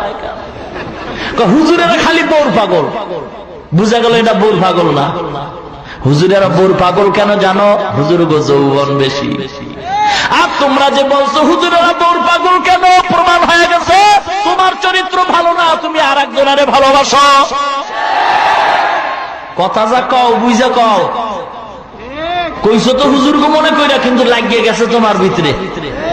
কি কন? সাবধান, টুপিওয়ালারা আল্লাহর গোলাম, নবীর উম্মত। এ ডাক্তারের জিজ্ঞান, এই ডাক্তার সাহেব কেমন আছেন? কয় হুজুর বেশি ভালো না। কেন? কয় রুগী কম। ডেলি যদি 10টা ডায়রিয়া রুগী পাই তাহলে আমার এক সপ্তাহ বাজার রেডি। ডাক্তার তসবি নিয়া টেবিলের তলে হাত ঢুকায় তসবিটা নেয়ার কয় আল্লাহ, এলাকার ভিতরে ডায়রিয়া দাও, আমার ডিমান্ড বাড়বে। এক কবরস্থানের দারোয়ানকে জিজ্ঞেস করো, এ দারোয়ান কেমন আছো? কয় ভালো নাই। কেন? আগে মানুষ বেশি মরতো, এখন কম মরে। কারণ আমি যত লাশ পাবো ততই ডিমান্ড বাড়বে, টাকা হবে। দারোয়ান দোয়া করে আল্লাহ মানুষ যেন বেশি বেশি মরে। কিন্তু যে ইমামরে গালি দাও, টাকার গরমে ইমামের বিরুদ্ধে কথা কও। এ মুসলমান, কত জায়গায় দেখতেছি কমিটিরা গরুর গোশত দিয়া খায়, ইমাম সাহেব ভাত খাইলো কিনা কমিটি খোঁজ খবর নেয় না। মুসলমান ইমানদার, একটা রিস্কাওয়ালাও প্রত্যেকটা মাসে 5,000 টাকা নিম্নে ইনকাম করতেছে, অথচ ইমামের বেতন যদি 2,000 হয়, এরপরও দেখা যায় 9-6 মাস বাকি। ও মুসলমান লোক, দেখো, বিবেকের প্রশ্ন করো, এই ইমাম সাহেব কেমনে চলতেছে? এরপরও আল্লাহ চালায়। ইমাম সাহেবের টুপির দিকে তাকায় দেখো, টুপিটার দাম 150 টাকা। ইমামের জামার দিকে তাকায় দেখো, জামার কাপড়ের দাম গজ হলো 4.5। ইমামের জুতার দিকে তাকায় দেখো 1,500 টাকার চামড়া। ইমাম সাহেব 6 মাস বাকি, 2,000 টাকা বেতন পাও, এত সুন্দর কেমনে চলো? সহ্য হয় না। ইমাম সাহেব কয় আমার মাওলায় চালায়। কে চালায়? সার্টিফিকেটের জন্য মাদ্রাসায় পড়ি নাই, এমন কওমিয়া মাদ্রাসায় পড়েছি। অনেকেই মনে করে কওমিয়া মাদ্রাসা কি জিনিস, এটা আবার কোন জগতের হালুয়া। না না, কোন হালুয়া নয়। কওমিয়া মাদ্রাসা এমন একটাই মাদ্রাসা জানো, যেই মাদ্রাসার মূল মাদ্রাসা দেওবন্দ মাদ্রাসা, যেই মাদ্রাসার শিক্ষা, যেই মাদ্রাসার এরিয়াটা আমার নবী স্বপ্ন যোগে দেখায় দিছে। মুসলমান গো, এই কওমিয়া মাদ্রাসা, হাটহাজারী মাদ্রাসা, লালবাগ মাদ্রাসা, রহমানিয়া মাদ্রাসা, এ মুসলমান গো, এই মাদ্রাসায় সত্যি কথা অনেক সময় অনেক মানুষ জানতো এই মাদ্রাসার আলেমরা বোবা, কিছুই জানে না। না না, ভালো করে রেকর্ড করে নাও। অনেক ক্ষেত্রেই নজর করলে দেখা যায় এলেমের সাথে আমলের শিক্ষা অনেক ক্ষেত্রেই শুধু কওমিয়াতেই এখন পাওয়া যায়। মুসলমান ইমানদারেরা, এই মাদ্রাসায় পয়রা কি নাই, অহংকার করি না, বুঝাবার জন্য বলি মুসলমান উম্মত গো, যারা মরবা তোমাদের হাতে পায়ে ধরে বলি, এ যুবক, এই টুপি আর দাড়ির কারণে আল্লাহ সম্মান কমান নাই। আল্লাহ এত সম্মান দান করছে, দুনিয়ার এমপি মন্ত্রীরাও মনে হয় এত সম্মান পায় না। যুবক, পায়ে হাত দিয়ে বলে যাই, আজকে তোমার মতো কত যুবক দুনিয়া থেকে চলে গেছে। আজ তুমি যুবক হইয়া যৌবনের তারুণায় দাড়ি কামাইছো। আমিও তো পারতাম যদি একতারায় ডান হাতে নিয়ে আর এক হাতে এক হারমোনিয়াম নিয়ে রাস্তায় ওই যে গুলিস্তানের বইয়া যদি গানে টান মারতাম, কোন মাইয়া আমার পিছে দৌড় না দিত। মুসলমান ইমানদার, কেন এবার টুপি মাথায় দিলাম? টুপি মাথায় দিলে নাকি মাথাটা গরম হয়? বোকা, না না, টুপি মাথায় না দিলেই মাথা গরম হয়। টুপি মাথায় দিলাম, লম্বা জামা পরলাম, কেন যুবক? আল্লাহর কোরআন পড়ে দেখলাম কোরআনের ভিতরে কোনো ভুল নাই। বরং আমি কেন দেখবো? এই কোরআনটারে রিসার্চ করছে ভারতের 22টা ভাষার পণ্ডিত শিব শক্তি মহারাজ। আল্লাহর কোরআন রিসার্চ কইরা মুসলমান হয়ে গেল। আমেরিকার বৈজ্ঞানিকের দিকে তাকাও, নীল আর্মস্ট্রং, মাইকেল কলিন্স, আল্লাহর কোরআন বুঝছে, মুসলমান হয়ে গেছে। আল্লাহর কালামের সত্যতার প্রমাণ পাইয়া নবীজির জীবনী পড়া শেখ আহমদ দিদার কালেমা পড়ে মুসলমান হয়ে গেছে। মোহাম্মদ আলী কেলে কালেমা পড়ে মুসলমান হয়ে গেছে। হাজার হাজার ইহুদি খ্রিস্টান মুসলমান হয়। মুসলমান ইমানদার বর্তমান বৈজ্ঞানিকরা সবকিছু রিসার্চ করতেছে। আমার নবী কেন ডিলাকুলুকের কথা বললেন? আমার নবী কেন মেসওয়াকের কথা বললেন? আমার নবী কেন সাদা পোশাককে বেশি পছন্দ করতেন? বৈজ্ঞানিকরা রিসার্চ করে দেখে নবীজির প্রত্যেকটা আদেশ হলো মানুষের কল্যাণের জন্য। বৈজ্ঞানিকরা সব রিসার্চ করে বাইর করতেছে, মেসওয়াকের কথা বলছে মানুষের কল্যাণের জন্য, ঢিলাকুলুক যাদের ব্যবহারের কথা বলছে মানুষের কল্যাণের জন্য। কারণ যারা ঢিলাকুলুক ব্যবহার করে না, এদের হাতের ভিতরে, এই তালুর ভিতরে কোটি কোটি ছিদ্র। বৈজ্ঞানিকরা রিসার্চ করে বের করছে, যেই লোকটা ঢিলাকুলুক ব্যবহার করবে না, এই লোকটা যদি সাবান দিয়েও হাতটা ধোয়, ময়লা হাতের তালু দিয়া ছিদ্র দিয়ে ঢুকে ওই মহিলা ঘরে যাইয়া যদি মশলা পিষে, তখন ঘামায় হাতের তালু ঘামলে ময়লাগুলি বের হয়। এ পুরুষ, যেই স্ত্রী, যেই কাজের মেয়েটা ঢিলাকুলুক ব্যবহার করে না, বৈজ্ঞানিকদের থিওরি মতে এই ঢিলাকুলুক ছাড়া এর হাতের মশলা রান্না খাওয়া মানে পায়খানা খাওয়ার সমান। এই জন্য নবী ঢিলাকুলুকের কথা বলছেন। বৈজ্ঞানিকরা কয় পয়গম্বর মানুষের কল্যাণের জন্যই কথা বলছেন। এ ইমানদারেরা, আল্লাহ পাক রব্বুল আলামিন এত নিয়ামত দান করছে। ও যুবক ভাই, আজকে যুবক আল্লাহ তোমারে বানাইছেন। আমার নবী যুবকদের জন্য সুন্দর বাণী শোনায় গেছে। এ যুবক ভাই গো, আজকে তুমি আল্লাহর মহব্বত অন্তরে ঢুকাইতে পারলা না। যদি বলি দাড়ি রাখছো না কেন? কয় চাকরি পাওয়া যাবে না। এ যুবক, আমি আপনাদের বিবেকের কাছে প্রশ্ন রাইখা যাই, মোবাইলে বয়ানটা রেকর্ড কইরা বালিশের সাথে লাগায় শুই নেন। আজকে তাকায় দেখেন, সরকারি দলের ভিতরে আপনার মতো বহু যুবক আছে দাড়ি রেখে নামাজ পড়ে, এবং দেখা যায় তার যাদের টাকায় মাদ্রাসা চলে, ঠিক কিনা? এ মুসলমান গো, বিরোধী দলের ভিতরে তাকায় দেখো, আপনার মতো হাজার হাজার যুবকরা দাঁড়িয়ে রেখে নামাজ পড়ে এবং তাদের টাকায় মাদ্রাসা চলে। তাকায় দেখো সরকারি দল, কর্মচারী, এবং তাকায় দেখো প্রশাসনের লোক, র‍্যাব বাহিনী বলো, আর্মি বিডিআর বলো, এদের ভিতরে দাড়িওয়ালা নামাজি যুবক আছে না নাই? এ যুবক ভাই গো, তাকায় দেখো যারা ব্যবসা করে, কৃষিজীবী, চাকরিজীবী, ও যুবক ড্রাইভারদের ভিতরে তাকাও, যুবক তোমার মতো যুবক দাড়িওয়ালা নামাজি ড্রাইভার আছে না নাই? ব্যবসায়ী আছে না নাই? এবার তাকাও স্কুলের কলেজের বারান্দায়, ভার্সিটির বারান্দায় হাজার হাজার যুবকরা দাড়ি রেখে নামাজ পড়ে, কলেজে পড়ে, দাড়ি রেখে নামাজ পড়ে, ভার্সিটিতে ক্লাস করে, আছে না নাই? এ যুবক ভাই, তুমি কেন পারবা না?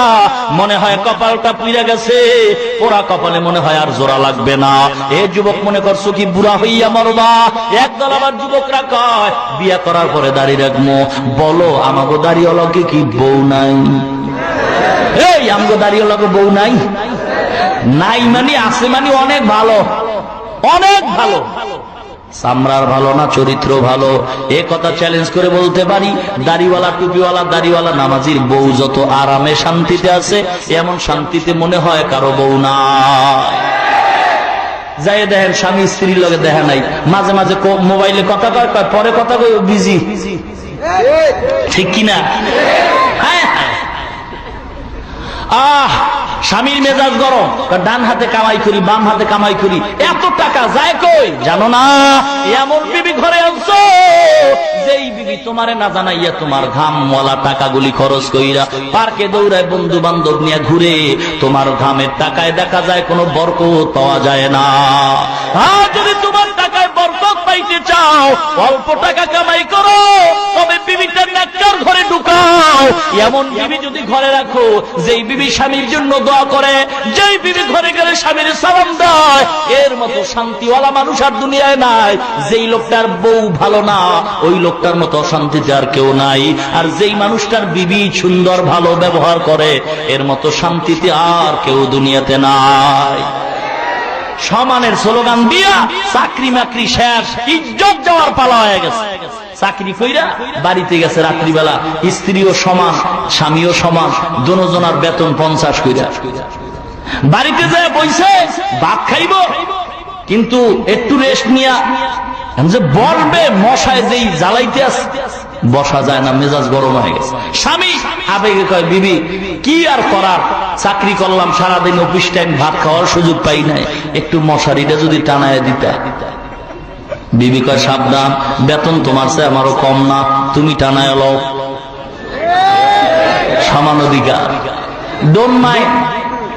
কপাল পইরা গেছে। স্বামী কয় এটার তো কৌশলে সাইজ করতে হইব, এটারে ডাইরেক্ট পারা যাইব না, কারণ কানে দইরা আবার উড়াইব। মুসলমান ইমানদার এবার স্বামী ডাক দিয়া কয় ও বিবি গো, একটু পরামর্শ যদি মানতে চাও। বলে কি বলো? আমরা দুজনে কথা বন্ধ করব, লটারি ধরবো, লটারিতে যে পাস করে সেই মশারি টানাবে, মশারি টানাবে না যে ফেল করবে সেই টানাবে। ঠিক আছে লটারি দাও। স্বামী কয় বিবি রে কথা বন্ধ করে দাও, চুপ। এরপরে আগে যে কথা কইব এই মশারি টানাইব। বাস দুজন রেডি হয়ে গেছে, চুপ হয়ে গেছে, কথা কয় না, মশারি টানাবার ডরে। চোরারা কয় দুইজনে হোমানে টাকা কামাই করে চুরি করার সুযোগ পাই না। এই চোরারা কই আছে ঢোক, এরা ওয়াদা করছে কথা কইব না, এই ভাইয়া জানিতে পারো। ঘরের ভিতরে ঢুকছে, চাবি লয়, বিবি দেখতেছে কথা কয় না, মশারি টানাবার ডরে। আলমারি খুলতেছে, স্বামী কথা কয় না, মশারি টানাবার ডরে। সব গাট্টি গুট্টি রেডি করছে, গাট্টি বানতেছে, মাথায় নিয়ে যাইতেছে। এবার শেষ সময় তাকায় দেখে একটা চোরা, শেষরা চোরা বাতের পাতিলটারে মাথায় লইছে। বিবি কয় সারাদিন না খায় রইলাম, এইবার পাতিলটারে লয়ে যাও, এমন মশারি টানাবার ডরে কথা কমু না, আর না খায় রাইতে ভেটকায় থাকি। আর এক চোরায় যখন তরকারির পাতিল লইছে, বিবি কয় লটারির গুল্লি বাড়ি, ধমক দিয়ে কয় চোরা রে ভাতের পাতিল লিস না, সাবধান। স্বামী কয় মশারি টানা। ও মুসলমান ইমানদার গো, মশারি টানাবার ডরে আজকে চুপ হয়ে থাকতেছ। এ টুপি মাথায় দিলাম, আলেম হইলাম, জেলখানায় যাওয়ার ডরে হক কথা বলবো না, মার খাওয়ার ডরে কোরআনের কথা বলবো না। আর এই ফাঁকে ইহুদি খ্রিস্টানেরা, ওর দালালেরা আমার কোরআনের বিরুদ্ধে কথা বলবে, চুপ করে থাকবো মার খাওয়ার ডরে। নবীর সন্তান বলে গালি দিবে, চুপ করে থাকবো মার খাওয়ার ডরে। তা কখনো মুসলমানের কাম্য হতে পারে না। ও মুসলমান গো, এই জন্য সাবধান হয়ে যাও। মশারি টানাবার ডরে কথা বন্ধ হয়ে যাবে, আর ঘরের মাল চুরি হয়ে যাবে। এটা কোনো পোকা ছাড়া কার স্লোগান হতে পারে না। আজকে মুসলমান ইমানদার কোরআন পড়লাম, হাদিস পড়লাম, মাদ্রাসায় পড়লাম, আল্লাহ মুসলমান বানাইছে। আজকে আমাদের নাকের ডাকায় ইহুদির বাচ্চারা মাস্তানি করবে, আমাদের মাথার উপরে পাও রাইখা ইহুদির বাচ্চারা মাস্তানি করবে। এটা কখনো এক বিন্দু রক্ত থাকতে সুযোগ দেওয়া হবে না।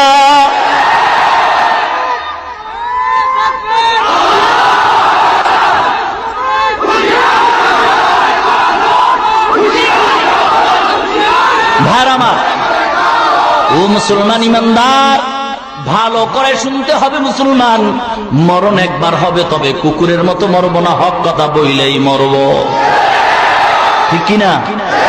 মুসলমান ইমানদার, কারো সাথে কোনো দ্বন্দ্ব নাই, আমরা বেয়াদব নয়, কাউকে আমরা গালি দিব না, বরং হাতে পায়ে ধুইরা বুঝাইতে চাই।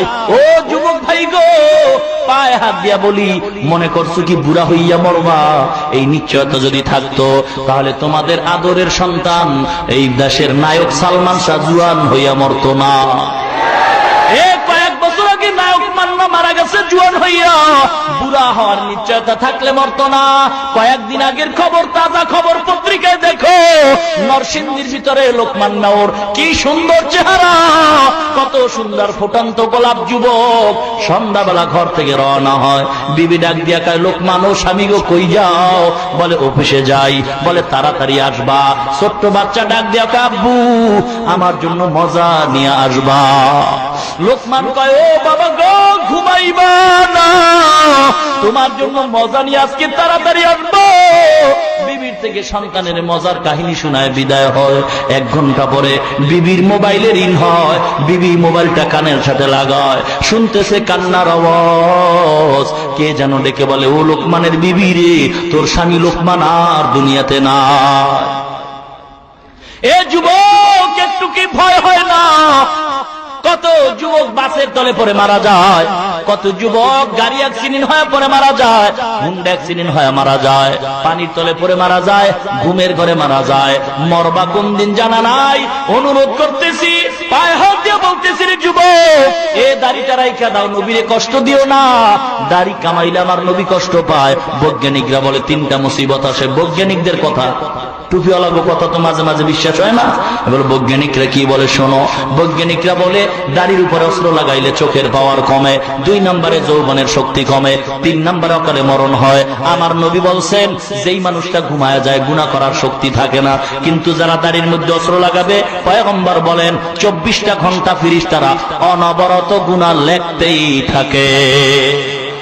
এ যুবক, হেদায়েতের মালিক আল্লাহ, পায়ে হাত দিয়ে অনুরোধ করতেছি, এ যুবক ভাই গো, তুমি যেই হও না কেন, যেই দলের লোক হও না কেন, তুমি আমার আপন ভাই মুসলমান। মরতে যদি হয় মুসলমানের সাইনবোর্ডটা লাগায়া দাও, আমার নবীরে কষ্ট দিও না, আমার নবীর সুন্নাত মানো, দেখবা সম্মান বাইরা যাবে। দেখো তোমার মতো সন্তান আব্দুল্লাহ বিন তামেরকে আল্লাহ সুন্দর সম্মান দান করছে। আব্দুল্লাহ বিন তামের এবার সাপ মারছে, আর একদিন রাস্তা দিয়া চলতেছে, মুসলমান আব্দুল্লাহ বিন তামের তাকায় দেখে একদল মানুষ রাস্তার পাশে দাঁড়ায়, যাইতে পারে না। কি ব্যাপার? বলে একটা বাঘ আমাদের কষ্ট দেয়। আব্দুল্লাহ বিন তামের এবার হাতের ভিতরে কঙ্কর নিয়ে বিসমিল্লাহ বলে মারলো, বাঘ সাথে সাথে মারা গেল। আব্দুল্লাহ বিন তামের কাছে হাজার হাজার মানুষ যায়, রোগের জন্য যায়, আব্দুল্লাহ বিন তামের ফু দিয়া দেয়, ভালো হয়ে যায়। এক অন্ধ আব্দুল্লাহ বিন তামের কয়, আমার চোখটা ভালো করে দাও। আব্দুল্লাহ বিন তামের আল্লাহর নামে আঙ্গুলটা চোখের উপরে টানছে, চোখ ভালো হয়ে গেছে। মুসলমান ইমানদারেরা, এটা কি আব্দুল্লাহ বিন তামের ক্ষমতা না আল্লাহর ক্ষমতা? টুপিওয়ালাদের কোনো ক্ষমতা নাই, ক্ষমতা কোরআনের আর আল্লাহর। কার? আল্লাহ। কিন্তু আল্লাহ পাক টুপিওয়ালাদের বন্ধু, নবীর বন্ধু, আলেমদের বন্ধু। এই জন্য সাবধান, আলেমদের মনে যেন কষ্ট না যায়, কারণ তার ভিতরে কোরআন আছে। আলেম যদি কষ্ট পায় আমার নবী কষ্ট পাবেন, কারণ নবী আর দুনিয়ায় আসবেন না, নবীর নবুয়তের দায়িত্ব পালন করবেন হক্কানি উলামায়ে কেরাম। মুসলমান ইমানদার, এই জন্য অনুরোধ করি সাবধান হয়ে যাও। আব্দুল্লাহ বিন তামের চোখ ভালো করে দেওয়ার পর বাদশার আদালতে একজন উজির ছিল, তারও একটা চোখ অন্ধ। আব্দুল্লাহ বিন তামের খবর পায় গোপনে কয়, আমার চোখটা ভালো করবা। আব্দুল্লাহ বিন তামের বলে, উজির, ভালো করতে পারি আল্লাহর দয়া, তবে কথাটা যেন কেউ না জানে। আব্দুল্লাহ বিন তামের আল্লাহর নামে চোখ ভালো করেছেন। এরপরে বাদশা তাকায় দেখছে, দেখার পর বলে চোখকে ভালো করছে। উজির বলতে চায় না। এরপরে উজিরকে বন্দী করলো, অত্যাচার করছে। কে তোর চোখ ভালো করছে বল। খবর কয় আব্দুল্লাহ বিন তামের। আব্দুল্লাহ বিন তামের, এই মন্ত্র কই পাইছো যেই মন্ত্রে চোখ ভালো হয়ে গেছে? এ আব্দুল্লাহ বিন তামের, তোর পাওয়ার কি এত বেশি হয়েছে বল। বলে আমি কালেমার মুসলমান, আমার আল্লাহ ভালো করছেন, আমার কোনো ক্ষমতা নাই। ইউসুফ জু নওয়াজ বাদশা ডাক দিয়া কয়, এ যুবক আব্দুল্লাহ, তুই আবার কোন আল্লাহর গোলাম? আমি তো বড় খোদা। আব্দুল্লাহ বিন তামের বলে, সেই আল্লাহ যিনি তোমারে বানাইছেন তিনি হলেন আমার আল্লাহ। আব্দুল্লাহ বিন তামের বন্দী করছে। তোরে কে মুসলমানের স্লোগান শিখাইছে? ডাক দিয়া কয়, একজন আল্লাহর গোলাম, নাম বলা যাবে না। ও অত্যাচার করতেছে, আব্দুল্লাহ বিন তামের নাম বলে না। শেষ পর্যন্ত আব্দুল্লাহ বিন তামেরকে মারার জন্য কিছু লোক রেডি করছে বাদশা। বলছে পাহাড়ের চূড়ায় উঠাইয়া এরপরে ছাইরা দিবা, হাতে পায়ে রশি দিয়া বাইদা, আব্দুল্লাহ বিন তামের যেন মারা যায়। রাখে আল্লাহ, মারে কে? মারে আল্লাহ, রাখে কে? আল্লাহ যদি ইজ্জত দেয় কেউ তার বেইজ্জতি করতে পারে না। আর আল্লাহ যদি অসম্মানী করতে চায় ওই লোকটারে পাহারা দিয়াও ইজ্জত দেওয়া যায় না, ঠিক কিনা? এ মুসলমান, যদি কপালে জুতার বাড়ি থাকে তাহলে কোনো পাহারাদার হবে না, ভিতর দিয়ে জুতার বাড়ি গালে মোলাকাত করবে। সাবধান হয়ে যাও, আল্লাহ ইজ্জতের মালিক। মুসলমান ইমানদার, আল্লাহরে ভয় করো। আব্দুল্লাহ বিন তামেরকে নিয়া পাহাড়ের চূড়ায় উঠাইয়া যখন ছাইরা দিছে, আব্দুল্লাহ বিন তামের আল্লাহর কাছে বলছে, আল্লাহ তুমি আমার হেফাজত করবা। আল্লাহ পাক জিম্মা নিয়ে নিলেন। আব্দুল্লাহ বিন তামের হাতের রশি ছুটে গেল, পায়ের বাত ছুটে গেল। আব্দুল্লাহ বিন তামের সশরীরে বাদশার সামনে হাজির হয়। আর যারা তারে মারতে চেষ্টা করছে সব মইরা গেছে। বাদশা কই, মরলি না? মরাটা কি এতই সহজ? তুমি কি মরার মারণের মালিক নাকি? এবার আর একদম রেডি করছে, রে পারা যাবে না, যাও নদীর মধ্যে ভাসায় দাও। বিশাল নৌকা ভাড়া করছে। আব্দুল্লাহ বিন তামের হাতে পায়ে রশি লাগায় নদীর ভিতরে ফালায় দিবে। নদীর মাঝখানে যাওয়ার পরে কঠিন তুফানের মধ্যে যখন ফালায়, আব্দুল্লাহ বিন তামের আল্লাহর কাছে দোয়া চাইছে, আল্লাহ তুমি আমার হেফাজত করবা যেন আমার ক্ষতি না হয়। আল্লাহ বলেন, এই পানিরে সাবধান, আমার আব্দুল্লাহরে তুই আস্তে আস্তে নদীর কিনারায় পৌঁছায় দে। আব্দুল্লাহ বাইচে আসছে, আর সব নৌকার ভিতরে যারা আব্দুল্লাহর দুশমন সব মারা গেছে। এবার আব্দুল্লাহ আবার বাদশা, এবার কি করি? কোনো কাজ হইতো না, কারণ আমার ভিতরে যে মন্ত্র আছে ফু দিলে তুইও জ্বলে যাবি, ঠিক কিনা? মুসলমান ইমানদারেরা, মুসলমানের কোন অস্ত্র লাগে না, কামান বিমান লাগে না। এ মুসলমান তো গরিবের দল, মুসলমানের টাকা নাই, পয়সা নাই, ইয়ার পর কেন ভয় পায় বেঈমানেরা? ইয়ার পর কেন ইহুদিরা ভয় পায়? ওরা জানে মুসলমানের কাছে এমন একটা অস্ত্র আছে যেই অস্ত্রের সামনে দুনিয়ার বানানো অস্ত্রগুলি ফেল হয়ে যায়। মুসলমানের কাছে এমন অস্ত্র আছে গো, এই আল্লাহর কোরআন পড়ছে, ফজরের নামাজে দাঁড়াইয়া সব ইমামরা মুক্তাদিরা একটা দোয়া আছে, ওই দোয়া যদি পইরা মাওলার দরবারে কান্দে, যেই বেঈমানদের বেলায় এই দোয়াটা চলবে, ওই বেঈমানরা মুহূর্তের ভিতরে দুনিয়া থেকে বিদায় নিতে বাধ্য হয়ে যাবে। মুসলমান ইমানদার, এই জন্য সাবধান। আল্লাহ পাক রব্বুল আলামিন আব্দুল্লাহ বিন তামের বাঁচায় দিল। আব্দুল্লাহ বিন তামের কয়, বাদশা পাগলামি করিও না, মারতে পারবা না, যদি তোমার এতই শখ লাগে মারবা, আমি মরতে রাজি, কারণ আমার মরণের কোনো ভয় নাই। মুসলমান মরণটারে নবী বলছেন মুসলমানের জন্য হাদিয়া।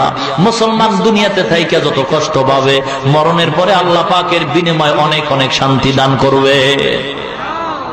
আব্দুল্লাহ বিন তামের কয়, আমারে মারতে হইলে আমি বুদ্ধি দেই, এই বুদ্ধিতে মারো। কি বল? কয়েকটা ময়দানে দিন তারিখ কইরা আমার হাজির করো। হাজির কইরা আমি তীর দিব তোমাদের হাতে, এই আমার হাতে তীরটা, এইটা আমার গলায় মারবা এবং আরবিতে একটা শব্দ বলবা, তাহলে আমি মইরা যাব। জল্লাদ কই? এই যে জল্লাদ, শোনো আব্দুল্লাহ বিন তামের কি তদবির শিখাইতেছে। আব্দুল্লাহ বিন তামের বলে, তুমি তীরটা মারবা আর মারার আগে বলবা বিসমিল্লাহি রাব্বিল গুলাম বলে মারবা। মারার সাথে সাথে আমি আব্দুল্লাহ দুনিয়া থেকে বিদায় হয়ে যাব। তারিখ করা হয়, লক্ষ লক্ষ মানুষ ময়দানে হাজির। আব্দুল্লাহ বিন তামের ছেলেটা স্বেচ্ছায় কারাবরণ করতে চায়, এটা তো সাধারণ ব্যাপার না। স্বেচ্ছায় মরতে চায়, এটা সাধারণ ব্যাপার না। কে কোন ট্যাবলেট খাওয়াইলো, যেই ট্যাবলেট খাইয়া মরার জন্য পাগল, বলে এটা মদিনার ট্যাবলেট। কোথার ট্যাবলেট? মদিনার ট্যাবলেট। মুসলমান ইমানদারেরা স্বেচ্ছায় মরতে চায়, ইমানদার, কারণ মরণের ভয় নাই। ও মুসলমান, মৃত্যু যেহেতু একবার হবে, শত্রু মারে আর যেই মারে, পানিতে মরি আর বাসের তলে পড়ে মরি, মৃত্যু যেহেতু হবেই, আল্লাহকে ভয় করবো আর কাউকে ভয় করে কোনো লাভ নাই।